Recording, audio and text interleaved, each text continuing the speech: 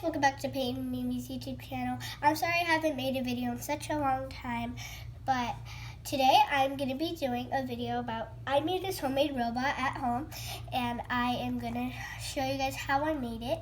And so first I want to show you guys something else, and it's amazing. My Mimi got AirPods, and I'm so jealous of her, but I really want them. I'm going to take her. I'm going to take them while she's sleeping. So now it's time for my robot friend. Here she is.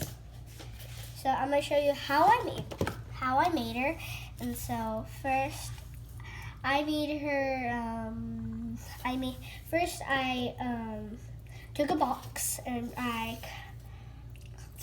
tried spray painting it with hair color, but it didn't work, and so I just made the box a disaster.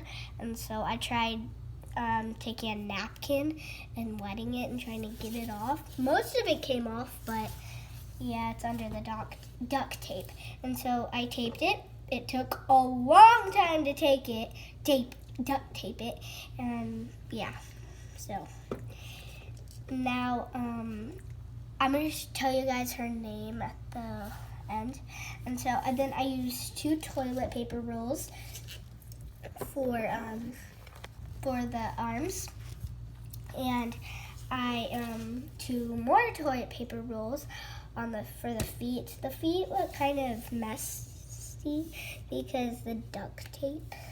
And then I cut out little pieces of cardboard on the bottom, and I rolled up duct tape up here, and I took a battery box and I cut wooden spoons. It took a long time for me to cut the wooden spoons because they were so